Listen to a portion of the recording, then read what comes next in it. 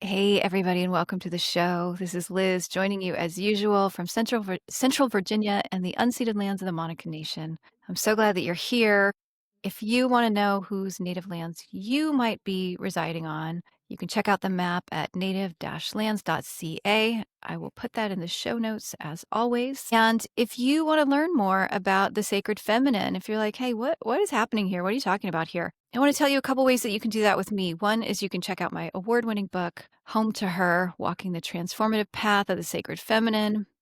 It's available wherever you buy your books. It's also available on Audible if you want to listen to me read to you. And I also have a really great on-demand class called Home to Her Story, Home to Your Story. And this is something that I started a few years ago doing it live. And then I wanted to create an on-demand version for those that have a hard time joining at a specific time, but it's full of lots of information about the divine feminine, drawing from history, mythology, but there's all kinds of additional resources you can explore in your own time. There's movement and meditation practices.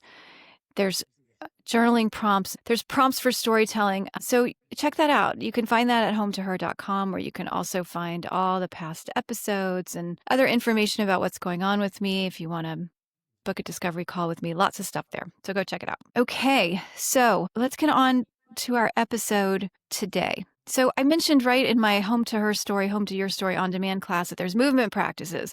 Well, one of the reasons that was really important to me is this area of embodiment is something that has come through really loud and clear over my last decade plus of researching and studying and experiencing the sacred feminine. And it's one of 6 specific areas of female feminine power that I'm working around these days and that I'm enjoying speaking to. And there's so much here to work with and to say. And why would I identify this with the sacred feminine? Well, first of all, you don't have to. I think there's indigenous cultures that might know it in different ways. But when you look at our culture, which has been shaped by, even if you are not religious, the idea of a male monotheistic God who teaches us that our real goal is to transcend the body, you can see how that goes hand in hand with diminishment of the feminine. And anyone, I think, who has given birth as a woman knows that you can't get out of the body, you know?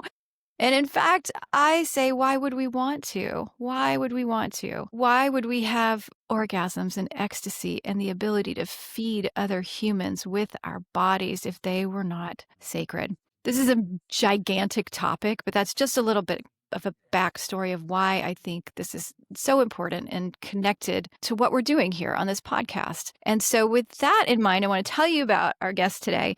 And also, I want to say that one of the things that I think is super cool that started happening when I got on this path of the sacred feminine is that I started realizing that I wasn't alone. And I mean that in the human sense, like I started meeting other humans who are on a similar path, but also that I was co-creating. And this would happen in the way of sort of magical resources coming into my life. And my guest today was my very first friend that I met when I moved to Central Virginia. And I had this whole story because, I lived in California. And as maybe if you're in California, you might have this story too. It's a bubble, y'all. It's a real bubble. And so you kind of get this idea of like, there's no one else out there like me. If I leave my bubble, what's going to happen? So I don't know how long I'd been here, but I was sitting outside at my son's soccer practice. And there's some other moms sitting around watching the practice. And one of the moms says, well, what do you do? To another mom that's, sitting over there. And this mom says, I'm an energy worker. I see energy in the bones, and we're going to let her clean that up. But basically, that's how I remember it. And the next thing I remember is me trying to scooch my chair, like subtly but very intentionally closer, because I was like, oh my God, we're going to be friends. And you know what? It turns out that we are. And we've been talking about having her on this show for so long. And I'm so glad that we have finally made it happen. So let me tell you about her now. Ash Stinson is an energy worker, a creator, a deep feeler, and a deep thinker, parent, and an expert on healing through the energy of your anatomy. Ash's personal and professional life functionally revolves around one question: what gives us a sense of place? She studied and worked in environmental science, habitat preservation, and landscape architecture until her Saturn return, coupled with a twin pregnancy, catapulted her into postpartum PTSD, and she finally got the cosmic memo. You can't create belonging in your backyard if you're lost in your own skin. A decade of study, Reiki master level certification, apprenticeship with her ancestors, and a certification in integrative somatic trauma therapy later, energy archaeology, and the realms of embodiment were born. Ash now spends her days exploring the energetic anatomy and morphology of the body from the bones, muscles, fluid systems, organs, nervous system, and DNA, and translating it so you can understand your mythosomatic self and belonging within the wider energetic fabric of life. Ash is joining us today from her home in Central Virginia. Hey, we made it, Ash. I'm so glad you're here. We made it. Thank you so much for having me, and that is quite the intro. I love Well, hearing our story wound together. it is pretty great. I mean, yes, it was pretty magical. It happened at a time. And just to wrap that story up with a bow, I really did. I was kind of joking about the story of like leaving my people behind in California, but I was feeling it pretty acutely. I was like, gosh, am I going to be really lonely here? And so it was just the most magical way I felt like of, we can call it whatever you want. We can call it her, we can call it the universe, like, I don't know, energetic pulls where, we fell into each other's orbits. And I'm so lucky. Yes, I mean, me too. And I always laugh a little bit because I don't think any of our kids played soccer all that long. It was like No, maybe just that one season, and we were put together, and it was totally. pretty perfect. It was so perfect.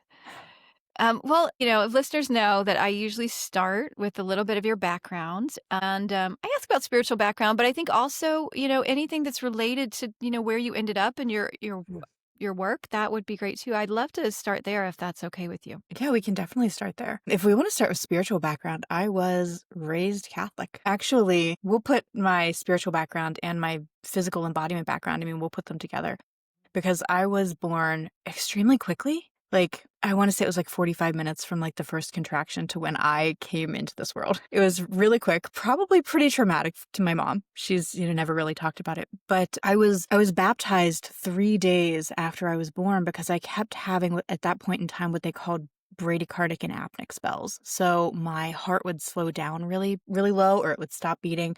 I would stop breathing. I would turn blue. I was airlifted to a NICU and stayed there for actually, I don't even know how long. But this kind of traumatic entrance into this world where it's like I could just like, as I reflect on it, my soul was so freaking excited to be here and to start what we knew we were going to do. And like this little tiny baby body just could not keep up with that, right? So I had some like nervous system, vagal nerve issues like right off the bat. And that kind of gave me, I won't say like trouble growing up, but it made it feel like I was very disconnected from my body. Like I did a lot of movement stuff, dance, soccer, etc. But it never really felt like I was in my body being able to do it because I had this nervous system like sense of separation of like body is one thing, brain is another thing. So anyway, we'll start there with that piece. But then I was also raised Catholic and I went to Catholic school all through 12th grade, graduated from a Catholic school in high school, and was very heavily indoctrinated into like, God the Father. We do have Mary, the Mother of God. So I did have that piece. I had my grandmother, who was the very Catholic one, the very devout Catholic one in our family. She was very much a fan of Mary. So I feel like I had this really lovely connection, at least to some aspect of the feminine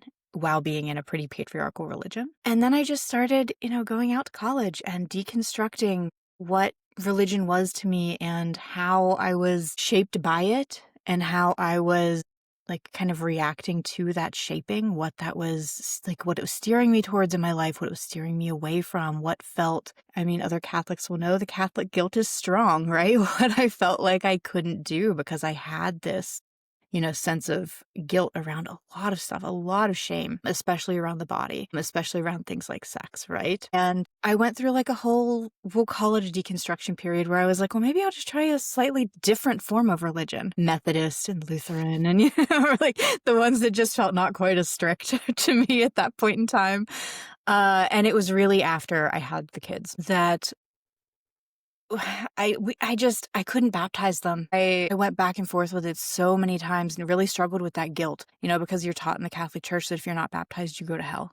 Like there is no praying your way through purgatory up into heaven. That's it. You're not baptized. And eventually I really just had to come to terms with the fact that I didn't see myself reflected in the religion that I grew up in. I didn't believe a lot of the tenets of the faith that I was taught. I didn't believe that I had these two incredible, amazing humans, and that if a priest did not like put holy water on their forehead and the sign of a cross, they weren't going to go to heaven. Like, I just could not believe that anymore. And I think that was really the breaking point for me, was to look at like the purity of a kid, of like this baby, this infant, this child of mine, and be like, wow, how can anyone believe that this child is born with sin and that they have to be redeemed from it? So yeah, that was my entree into both completely deconstructing from, well, you know what? I don't even know that I would say completely deconstructing. I am sure there are still threads of it weaving through my psyche as much as I have tried to deconstruct from it. But deconstructing religion, noticing where it shows up in my body, finding a different path into spirituality and my own beliefs and what I see reflected around me that feels more true and more whole, and how that all just kind of weaves together into embodiment and my work and just spiritual praxis in life. I don't think they're separate pieces anymore. I think it's just, that's just life. That's just how I do life at this point. Oh, I love that. I think that's true for me too. I want to ask you this. So, listeners, we talked about this a little bit before we got on the show. But I want to talk just a little bit about your understanding of the sacred feminine, the divine feminine, however whatever language you might get, if it's like relating to a particular goddess and no right answers here, but I'd love to hear you talk a little bit about your understanding and relationship to that idea. Yeah. It's also still in development. It's also still changing and growing. I know whenever we first met and you were like, I work with the sacred feminine, I had this sort of like, ooh, I don't really believe in like this sort of dichotomous sacred feminine, divine masculine. Like I had this sort of visceral, like, I don't know about that. Are you spiritual in a different way that I'm spiritual? Like Yeah. there was that sort of that feeling. And then the more you talked about it, I was like, oh no, okay. I understand more where you're coming from with this and what that means to you. And I think over the years, I have had, well, almost any time you say, I have a repulsion to that, I don't believe in that, there's going to be something in life that's like, are you sure? Like, do you want to investigate that a little bit closer? Maybe that's something worth looking at. And it was 2 years ago at this point that it really became something I started working with. Before that, it was very much pushed to the edges. I was very into studying the body and understanding what I saw in the energy of our bones and our muscles and our fluids, and that it was kind of all encompassing. It became sort of like this, framework that I was seeing all of life through. And I started having these experiences that were like, it's bigger. It's bigger than this. Like we've got to expand the boundaries of what that framework looks like. And I would say that the sacred feminine kind of came into my life disruptively, as she does. She does that. I remember texting you and being like, I'm pretty sure that everything is just going to fall down around me. And it's taken on many faces, and it's taken on, I think, familiar faces and names that we know and we work with through different goddesses. Like I worked with, however you want to say her name, Hecate. I have worked with Artemis. I have worked with Persephone. I even worked with Mary for a while, and that was this. I gave you my Dark Madonna statue because I had a migraine with her in my house. I was like, she can't be here. But what was really interesting to me was after working with some of these specific faces of the goddess, it was really in this past year that whenever I would close my eyes and I would tune in, for a long period of time, it was probably a 6-month period of time, I would see myself standing in this very barren desert area. And at first it was like there was this kind of phalanx of goddesses around me, ones that I have no idea what their names are, but just like dozens of faces of the sacred feminine. And they were surrounding me, and we were in this kind of formation. And for a long time, we were just walking. I would tune in and we would just be walking through this desert landscape. There were dunes over here. Like there was kind of like this foggy atmosphere around it. And they walked me to the edge of this cliff, this like huge precipice schism in the ground. And on the other side, there was incredibly like frightening, terrifying looking, I don't even know what to call it. It was just like this conglomeration of energy. And they all left. Like it was just me standing there like across this chasm from this being. And I just sank down to my knees and put my hands up like on them, palms up, and just stared this being down. And I was like, I know I'm not alone, and I know I'm not afraid of you. And in that moment, it was like it dissolved. This chasm closed, and I felt almost like all of those goddesses kind of like merge into one and then like come down in through my body. And it was a week of being like, I don't know, almost feeling like electrified. Like I was extremely antsy and felt like I couldn't sit still, and like goosebumps and chills and just like all of these feelings and sensations in my body all the time. And to this day, I can't tell you what that was or what I did or what the experience was supposed to teach me. It was just an experience I had.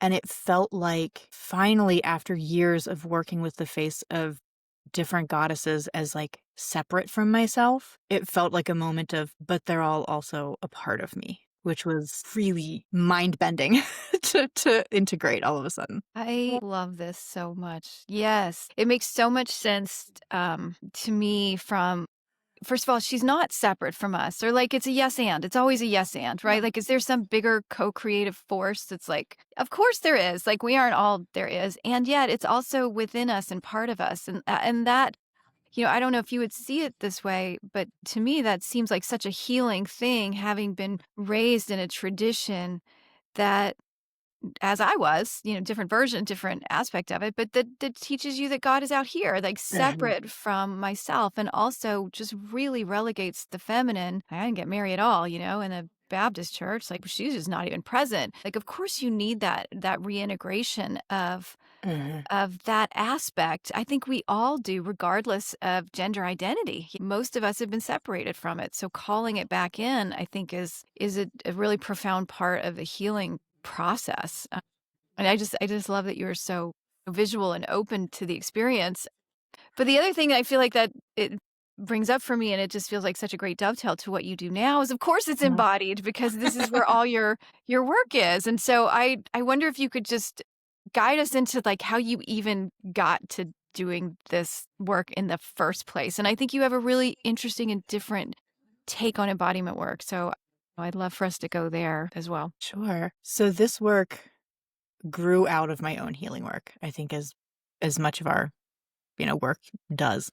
It started with, like I said, postpartum with twins. Whenever you read, my bio there in the beginning, I was working as a landscape architect at the time and really struggling. I had an incredibly difficult birth with them, not in that it lasted forever. It wasn't like it was like a day and a half, 30 some hours, but I ended up with a C-section surgical birth for the twins. And whenever they did that, I just had a really bad reaction with the anesthesia in that I was like numbed way too far with a spinal block. I couldn't breathe whenever I was giving birth. I couldn't speak. I could blink and I could hear.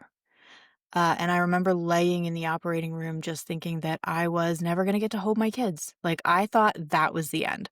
Like, I was pretty sure that I was just going to die. And, my husband was going to raise these kids on his own. And that was a really terrifying thing to rectify. But it was also really interesting to me as I started doing my healing work, how it was really a parallel to my own birth. I came in not breathing with my heart stopping.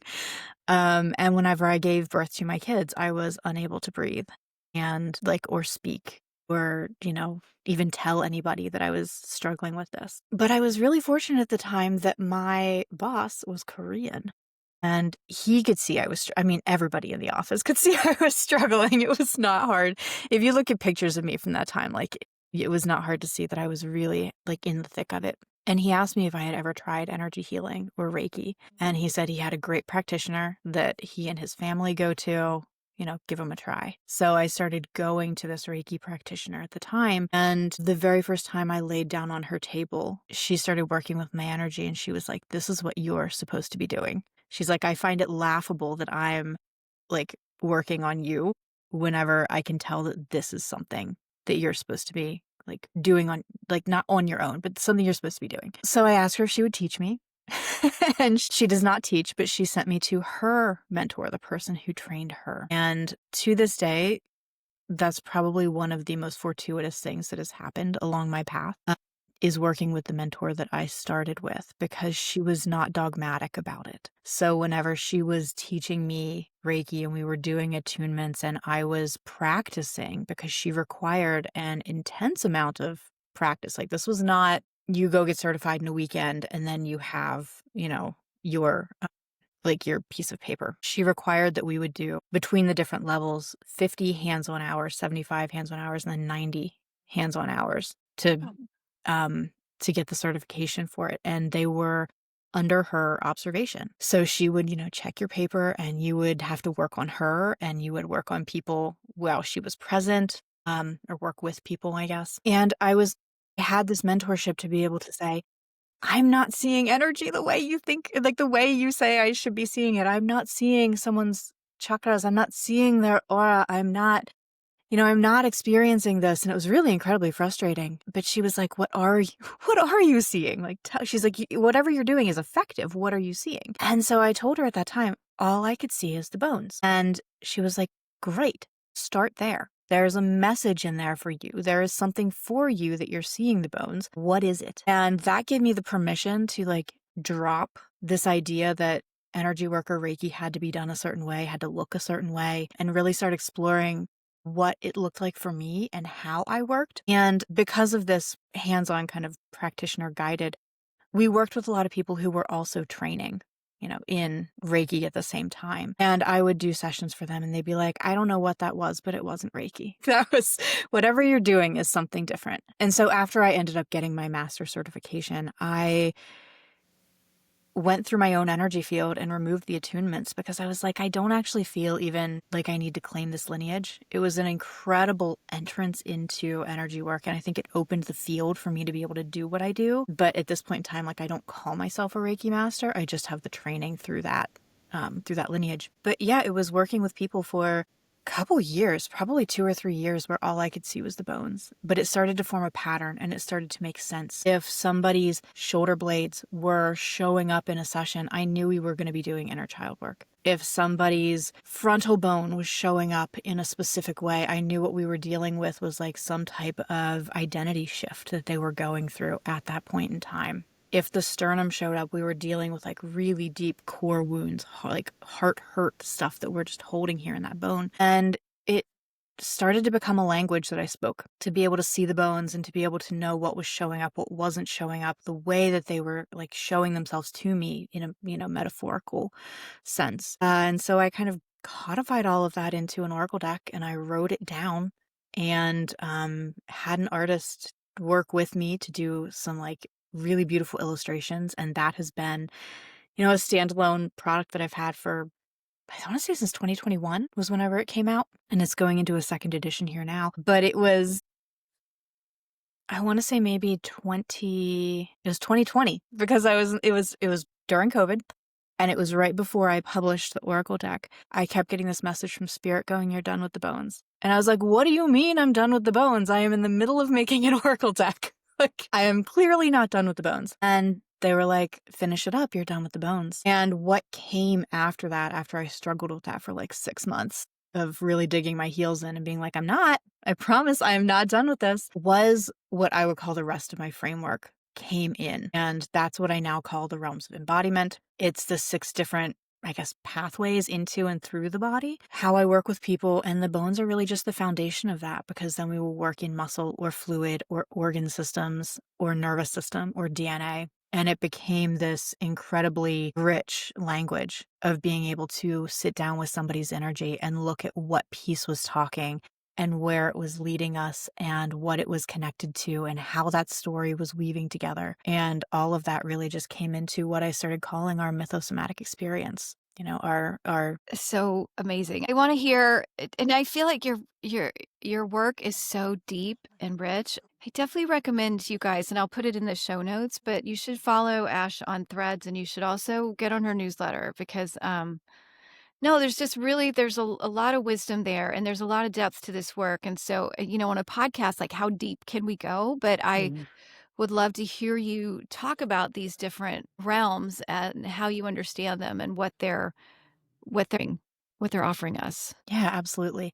I will also add to that, and you can link this or people can just get there once they get to my website. But I have started a blog in the past year which is bringing a lot of my in-depth writing over the past decade into a space where you can finally like just deep dive and read it yourself instead of being like, oh, I missed this newsletter. I'll never hear about that thing again. I'm finally starting to bring all of that into place somewhere. Okay, let's just start with the bones. So energetically speaking, our bones are the foundation of, I'll say, our energetic body. And I want people to understand before I really go into this that even though I'm going to go through them in what seems like an order, that we're going to go bone, muscle, fluid, DNA, right? I can rattle those off in what seems like an order.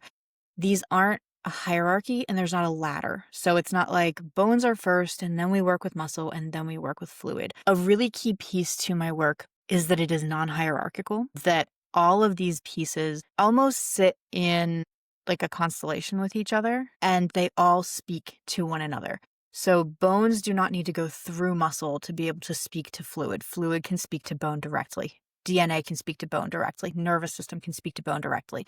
They all have the ability to have like open communication. I'm just ordering them in a way that helps to wrap our brain around what that looks like and what we have access to in each of them. So bone tends to be the place where most people would talk about shadow work or would use that term. A lot of ancestral work happens in our bones, specifically if we're talking about pelvic bones. This is the place where we really connect to our lifetimes, our incarnations, our like why we are here at the time, at the place, within the family that we originated in. What are the foundational beliefs and energies that we've been given? What are the ones in this lifetime that we are going to shed and step away from? What are we walking into? So a lot of us like to think about our bones as being stagnant, like, or I don't say stagnant, maybe static, especially whenever we think about like skin is shedding all the time, right? We know that we're always renewing that layer and we think of bone as being very static in comparison to that. And what I like to bring in is that bones are also regrowing all the time. They have a much slower regrowth rate, much slower turnover rate. I want to say it's around the year, it's like 20 years maybe or something like that for our femur to turn over, to regrow, but they are always in process. And so these are some of these deeper themes and foundational energies that we will work with for our entire lifetime. This is the scaffolding that everything else is sort of hanging on. If you want to like use an actual skeletal metaphor there, we are hanging the meat of everything else on the skeleton. But it has this really interesting connection then into muscle where we have our ligaments that are going bone to bone, tendons are going bone to muscle, where this energy starts to move into relationship.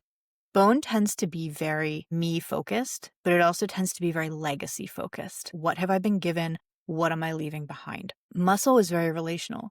This is where we have our connection to, I will say, our energetic connection to resources, to relationships. It really helps to dictate. Yeah, that's probably a good word for it. How we are in relationship with other people and the things that we have access to. What is my relationship with food? What is my relationship with money? What is my relationship to community? It tends to be very like one-to-one in this, like me and something else. Like, what is that relationship like? And muscle is really interesting because very much like in a physical sense, how muscle is built through rupture and repair, breaking down muscle tissue and building it back to build stronger muscle. That's how it works energetically too. We rupture and we repair. And so this is the realm where we practice that, where we get it wrong and then we get it right. And then maybe we get it more right again. And then maybe we get it terribly wrong and we have to learn how to come back from that. It's very much a space of shaping the way that we move through life, the way that we move with our resources, our relationships, how we put that into practice, and then how that shapes what the rest of our life kind of looks like around that. And we have our fluids, which this is, I always say it's more of like spirit movement. We often hear about the lungs and know the word inspire in spiritus, where they used to believe that we breathed in spirit, right, and breathed it back out. And there is actually an element of truth to that. Spirit is something that is within us and outside of us. And in the breathing in, it's not just that spirit comes into our lungs and stops there. Spirit comes into our lungs and then goes into gas exchange with our fluid body through our blood. So moves into our blood and begins to circulate through our body. And this is where we get to meet like our inner ocean and how are we flowing? How are we moving? What is spirit leading us to?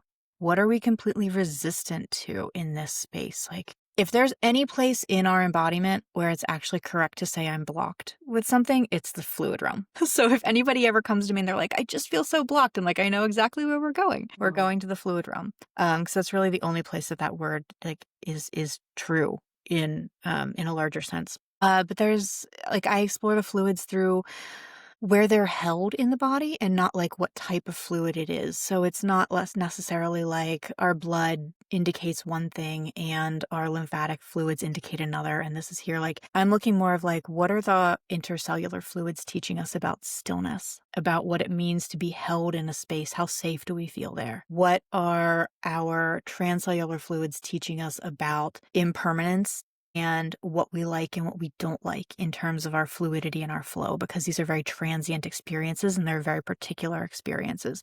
So that's really what I'm looking at whenever we're getting into fluids is like what fluid cavity am I being taken to? What is speaking up the most? And then what does it have to say about our experience of pressure, about our experience of moving against gradients of osmosis, how I get from one place to another place, what that feels like. That's really our fluid realm body. We get to our organs, and here we start to move into we start to shift into like a different plane of being. If we're talking bones, muscles, and fluids, these are what I call our personal realms. So these are very me first focused realms. How am I moving? How am I in relationship with a resource? What are my foundations? And yes, they do extend beyond us, but they're kind of navel gazy. They're very inward looking. When we get to organ nervous system DNA, we're looking at we first. So we're almost looking out first to understand our experience of ourselves. How am I in community? Where am I in this web of interdependence? And what is my role here? Can I trust myself to do that role and trust other people to do their role too? Do I feel like I need to take on more because I don't trust that other people are going to do what it is that they're here to do their piece? That's our organ realm. Like that's the lungs going, hey, I can just breathe in and get gas into the fluid realm and remove carbon dioxide from the fluid realm. And I don't have to worry about what the pancreas is doing also.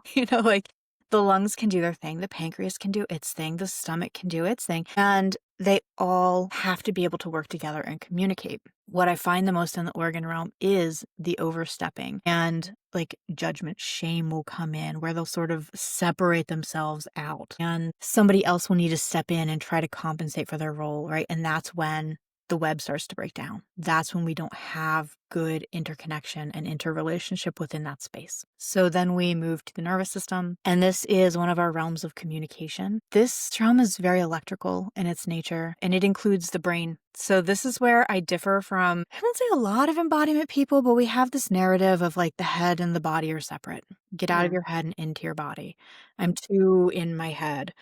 And I understand that from like the perspective of feeling disconnected, of feeling too cerebral, too intellectual, and not able to have a felt sense of where your body is and what it feels like. But I like to remind people that the brain is part of the nervous system. The retinas are part of the brain and part of the nervous system. So like our seeing sense, how that's encoded into our brain, how we experience the world around us and how that gets to our nervous system. So I don't like to separate them out. I like people to understand that like, wait a minute, the brain is part of your nervous system. This is part of your embodiment. It's making sense of all of the felt sense that you're getting, you're receiving from what your hand just touched or who bumped into you or what your stomach is processing and feeling at this moment. And it's trying to do its best to categorize that, to predict, right? To predict what's safe and what's not safe, to predict what's going to come next, what your reality looks like. It's really shaping what that is. But this is also the space where our soul moves through our body. I call our nervous system our soul conduit because I see it flowing through our nerves. And so whenever we have nervous system states that are kind of persistent, like we are consistently moving out of like a window of tolerance into fight or flight, or we are kind of consistently living in dorsal vagal state or functional freeze, and we're not even able to access our fight or flight very often. We're definitely not able to access our like safe and social ventral vagal states. Our soul has a really hard time moving through our body, giving us soul directives in that state. In functional freeze, you're going to have a very hard time following what your soul is being like. Reach towards that, follow that, move in that direction, move away from that thing. And the way I put these two things together, or the way I see it and rectify it, is our soul is encoding information from the lifetime that we are living based on the felt sense and the data that it's receiving from the nervous system. So it's not necessarily encoding like temporal memory, like as we think of it in terms of like, here's a picture of what happened at this one state in time. It's always encoding how our nervous system is reacting and responding to the world around us. So that's our nervous system realm. Then we get to the DNA, which is just this lovely topsy-turvy world of macro and micro, of the tiniest encoded piece in nearly every cell in our body, and also the quantum field around us. Whenever I am working in the DNA, the body just starts to look like the universe. It starts to look like waves and particles, and it behaves almost like a hive mind. Like if we work in one strand of DNA, it's going to instantaneously shift everything else in our body because all of the DNA is making that shift at one time. It's like it's all communicating kind of simultaneously. But this is also where we kind of wrap back around, and the DNA is also very generational. This is lineage. This is what we've inherited, and the things that have been turned on or turned off in order for us to function and persevere as a lineage of humans, as an individual. All of that starts to kind of wrap back around and then tie back into where we started in the bones. So we kind of make this lovely circle, if you will. Yeah. And that's all. Just That's that. all. Just that. 20 minutes later.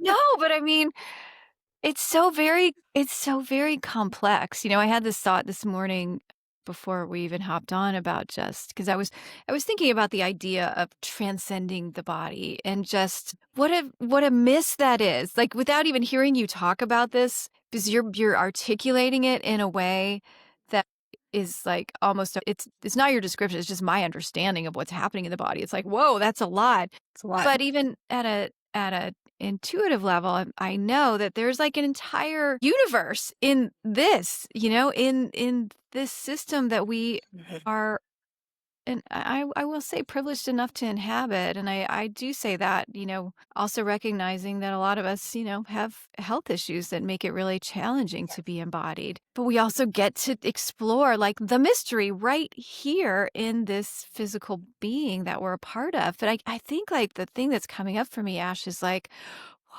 how does this not get overwhelming? Yeah, so I think the way I like to perceive this is I almost think of the body in three different ways. And this probably tells you a lot about how I also move through life and think about everything. I think of the body first and foremost as a guide, like as a whole entity, not in like a I'm separate from my body and my body is guiding me as this like outside being and source. But also there is an aspect of that. There is a way that we can kind of step back and be like, okay, what is it telling me? Where are we Yeah. going? What is this overarching sense of guidance that I'm getting for it or from it? But then I also think of the body in a very animist way, which is a lot of what I was just going into. Each piece has something to say. And sometimes the pieces don't always agree. Like the fluid realm may think one thing needs to happen and the organ realm is like, nope, I think this needs to happen. And that part of my job is to bring those into conversation and find out sort of like why they're doing that. But there's wisdom in there's wisdom in the whole, and then there's wisdom in the parts. And then there's also just the felt sense of wisdom that I get as a human that's like, oh my God, I slept wrong and my back hurts, right? Like sometimes it's that simple and sometimes it is also that complex at the same time. So I feel like I kind of move between these three different ways of seeing and understanding the body all Yeah. the time. And sometimes it's literally like, ugh, I shouldn't have eaten that, right? Like I know that when I eat that, I'm not going to feel good the next day. And I don't actually need to go diving deeper and be like, okay, so brain, why do I have a migraine? And like, it's literally just because I can't eat corn products. Like sometimes it's that Right. simple for me. Yeah.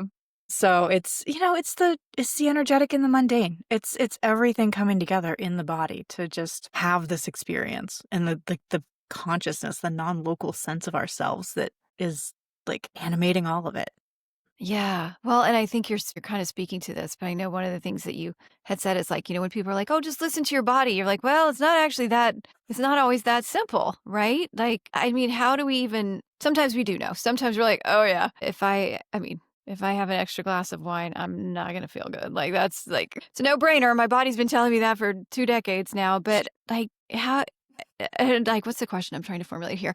I think I'm almost just like, where do we even start? Like, how do you what do when you're let's say your body is communicating to you, like, what would you tell people, like, where to start to be in conversation or relationship or listening or, like, is that Yeah, clear no, enough? Yeah. that's clear enough. I used to speak to this a lot, and it's actually been a while since I have, so thank you for this question. I have this like little I call it the cycle of communication because it's where I started whenever I first was listening to the bones and then realizing like, oh no, I need to be listening to my body that I have felt very separate and distanced from for my entire life, right? Like I can't be practicing this energetic view of the body without then integrating what that feels like or what that means.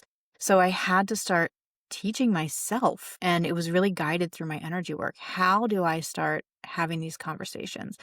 Because I think there are so many brilliant tools out there, somatic practices that can help us get into our body, but we don't always understand what we're receiving whenever we get there or what it is that we're feeling whenever we get there. So, the way I break this down is the first step is noticing and then expanding, asking questions, and literally following up or integrating.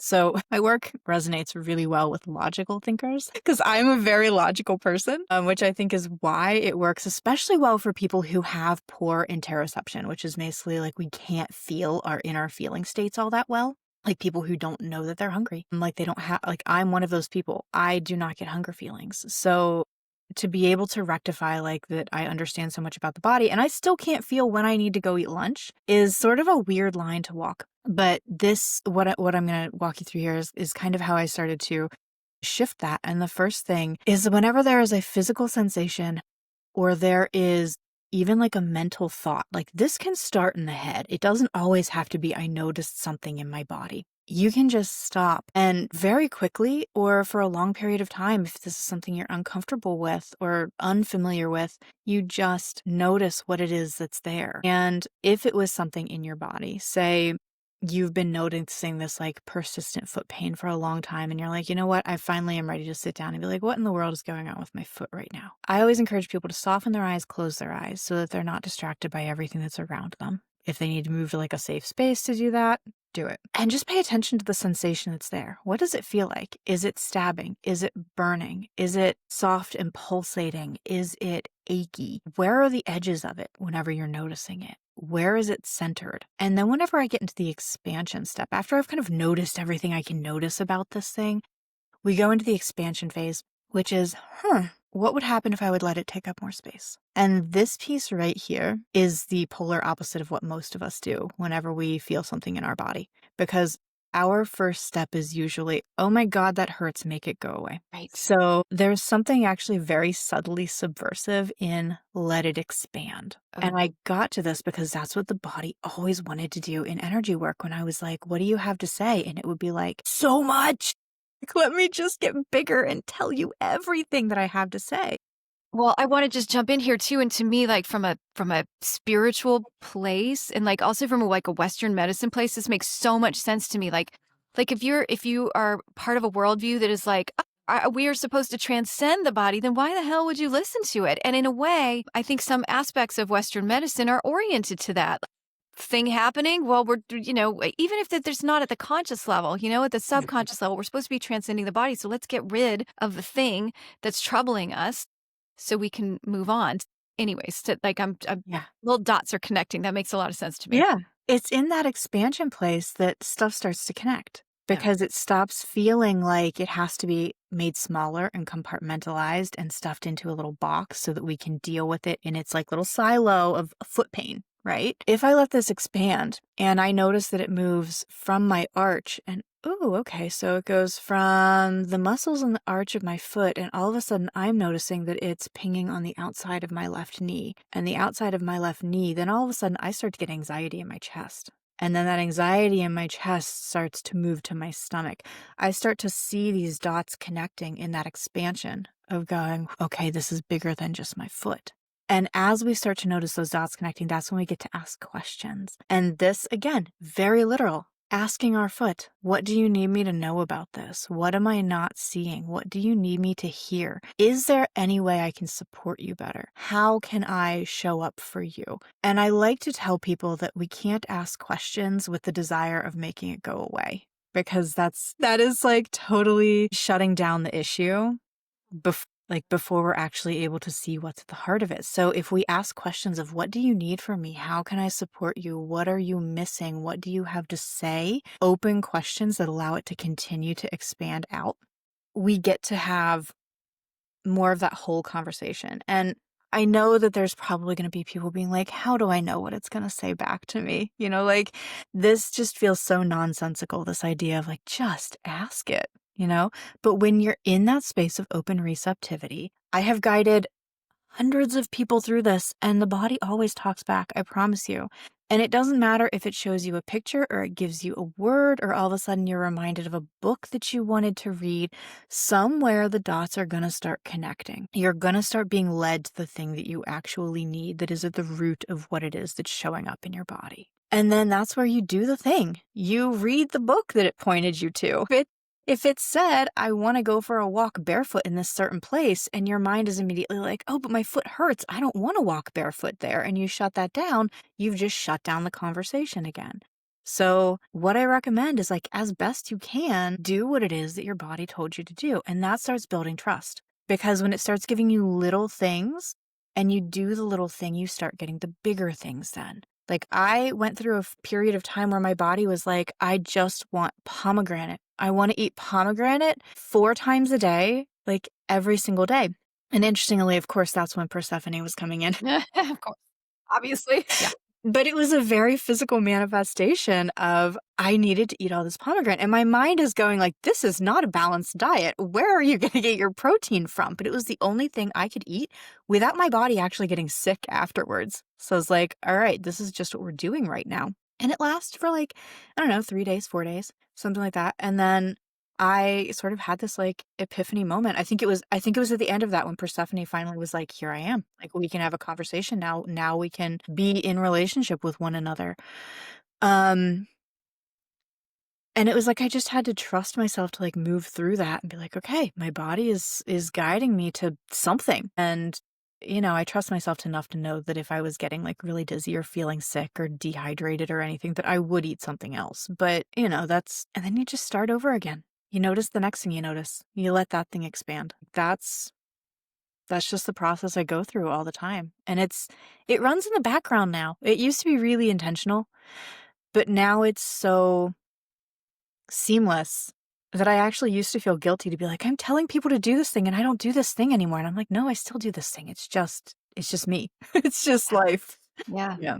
Yeah, it seems kind of like a way of being. Like, I was reminded as you were talking of a podcast guest that I had on a few episodes back, Emma Andrews, who's an intuitive, and she talked about developing your intuitive sense in the very similar way of like, you have to listen. Like, if there's something in you that's like, I want to go to bed, I don't want to go to that party, and you are in the habit, or something in you that's saying, I am hungry, like, but no, I don't have time to eat. Like, you have to actually start listening and doing the thing that Yes. you're being called to do so that you can be you can't have a relationship with your intuition if you're just like used to just pushing away your baseline needs of like sleep, food, like these are the basics. And yet I think culturally it's so wild, when we actually sit down and talk about it, but culturally we're not taught to do that. We're not taught No, to we're very separated prioritize from it.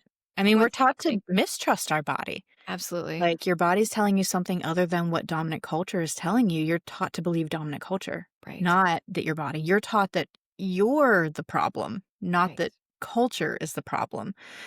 And it's really funny how simple it sounds, like simple but not easy, right? Like, you just listen and expand and notice and then do the thing that your body's telling you to do. But it's difficult, I think, sometimes to make the small first step because you want it to be bigger. You want it to be more transformative, like that, something that's gonna shift something immediately for you. Like, the small stepping stones sometimes are really unglamorous, but they tend to be, like, the first place because you're building that trust. Yeah, I was gonna say that too. Well, I guess, it I think I'm gonna speak for I'll just speak for me because maybe there's some listeners out there who are like me. Like, let's say, like, we continue your analogy of, like, I've got the foot pain, and now I'm tracking this up to my knee, and now I'm feeling anxiety. There's For those of us that are oriented to, like, I wanna get it right, like, what if I get it wrong? Like, what if me sitting here feeling into this, I should just be at the doctor getting something? Like, what if I'm making it worse? Like, I mean, how do you what would you say to that mentality? Now I've just really revealed myself here. As long as we are dealing with something that is not causing you extreme physical, I won't even say extreme, but like something that is making you feel really unsafe or like, oh, there's might be something deeper here. You have the ability to titrate this. And this is where I think practice really comes in. Yeah. Because when you're expanding, if it starts to get to be too much, you can say to your body, that feels like way too much for me right now. Either I don't have time for this because I had 15 minutes before I needed to like walk out the door and get my kids, and this is a much bigger than 15-minute thing that's happening at the moment. Or you can be like, oh, that feels scary. My nervous system doesn't like that. You can Yeah. say, show it to me in a different way. Tell me in a different way. Shut this down a little bit so that I can just feel what feels safe for me at this moment. You have the ability to like modulate how it is that you're getting your information. And the more that you practice, the more that that becomes really intuitive. If you're given something that you're like, I don't even have time, how am I going to do that? Like one that I was given one time was to like start free swimming in the ocean. And I'm like, I don't live near an ocean. Like, I'm sorry, body, give me this in a different way. How else can we achieve this thing that you need, right? And we kind of worked together and we figured something out and it worked okay. But I'm also someone who is going to say, if you think that this is actually something physical that you need mental health support for, that you do not want to process by yourself, that your body's like, this is like your body will also can also tell you this is actually a physical thing. Say we're working with the foot problem and you start to expand it and it doesn't really go anywhere. Like it just starts to like throb more, get more intense. You might be dealing with plantar fasciitis. And in that case, yes, go to a doctor, like go to a podiatrist. I'm always going to be like, yes, tune into your body, but also understand that there's like a lot of support that you can get outside of that. If you need like anything to help support mental health, depression, anxiety, any of those things, because it does become overwhelming, take the support. Yeah. Yeah, absolutely. I'm glad you said that. And I know I'd said something about Western medicine kind of being oriented to make the sensation go away. And I just wanted to loop back here and be like, it's all a yes and to me. Yeah. We absolutely know that Western medicine works. There's a whole ton of evidence around that. And so to me, it's always just like, and what else? What have we left off the table? Like, what else can we bring to bear in terms of healing that we Yeah. haven't been considering? How can we hold this in a more holistic way? Yeah. How do we bring it together? Yeah. We don't have to be in one paradigm or another paradigm. I tend to reject that idea of like very viscerally. I'm always like, wait a minute, I can have this and I can have this. I see this in this way and I see it in this way. And a lot of embodiment is actually being able to hold paradigm and being able to like walk between binary in a way that like brings it together. Yes, and I think that just brings it full circle for me, for my experience of the feminine, which has always been a yes and, to the point where sometimes, I had a guest on who she was like, if you're in the space of paradox, now you're working with the goddess. Like, that's how you know that you Mm. are. Now, if you're being asked to hold things that feel contradictory, now you have entered her realm. And you could even take that one step farther to be like, she doesn't care if you call her a she. Like, hold that paradox too, right? Like, Yes, yeah, yeah. absolutely. This has been so fun. Time went really, really fast. I could sit here talking to you for hours, but I know that I'm sure you have other things to do, and listeners, you probably do too. But maybe I don't know. I feel like we need a repeat or something. Maybe you can come back at some point and we can We can continue. absolutely go deeper into this at some point. Yeah. Pick a lane and we'll go there. Yes. Oh my gosh. Right. We could probably spend like a whole episode like going through each of these areas. Oh my God. Ash, thank you so much for being here. This is such a joy to finally make this happen and to get to share you with my listeners. So I so appreciate you and your time. Yeah, thank you for having me. I cannot wait to, see how this starts to like unfold in people's lives. Hopefully, give everybody like a first stepping stone if this is a way that feels intriguing for them to start going into their bodies. And, if anybody wants to find me or connect with me, I absolutely would welcome that. Yes. So I'll put it in the show notes. I'll put a link to your website. I'll put a link to your threads. Mhm. And then if there's anything else that you want to share, I'll make sure that I have that too. And listeners, ask questions. If you listen to this or you want to respond, you can do that. Like if you listen on Spotify, you can, I don't know, maybe I'll throw a poll up there or something. But you can also just, send questions, comments through social media, all kinds of ways. But tell us what you think about this. Tell us how it landed. I would love to hear, and I'm guessing Ash would too. I So would, yeah.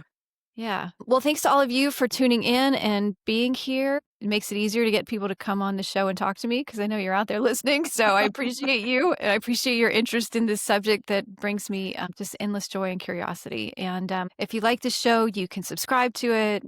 You can leave a favorable review. It's so easy. Hit those 5 stars and on Apple Podcast or whatever, wherever you listen. So take really, really good care of yourselves. Listen to your bodies. And until next time, I'll be with you again soon.